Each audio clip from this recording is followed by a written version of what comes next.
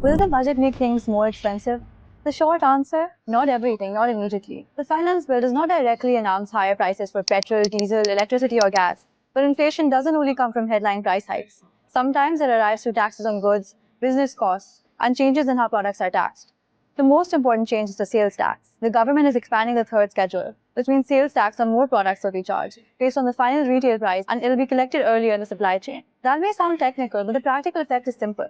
The effective tax burden on some goods could rise, and businesses may pass those costs on to consumers. The list includes many everyday packaged products such as edible oils, confectionery, pasta, noodles, sauces, packaged milk, and infant preparations. It also covers household items including footwear, tissues, cosmetics, deodorants, crockery, and household utensils.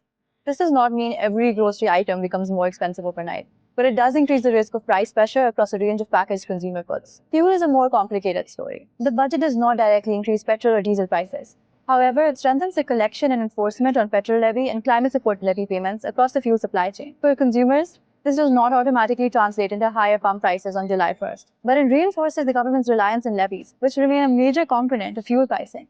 The budget also raises or expands federal excise duty on several products. E-liquid for electronic cigarettes sees a significant increase in FET, while naphtha, solvent oil, turpentine, and lubricating oils are also bought under the tax net. Most households will not feel these taxes directly, but industries that rely on these inputs may face higher costs, which can eventually feed into prices elsewhere. Transport sees both incentives and taxes.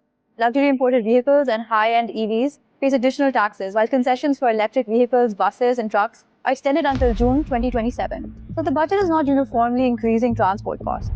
It is taxing luxury consumption while continuing to support parts of the EV sector. There are also measures designed to lower costs.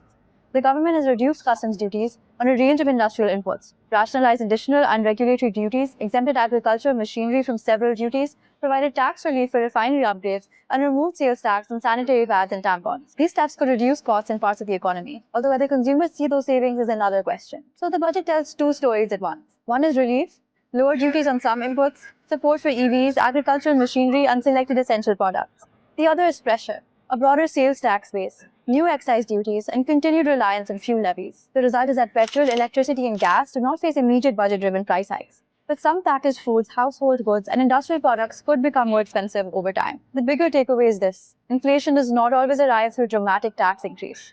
Sometimes it shows up quietly on the shelf in the price of a packet of milk, a bottle of cooking oil, a box of tissues, or the cost of running a business. That's where the real impact of this budget may be felt.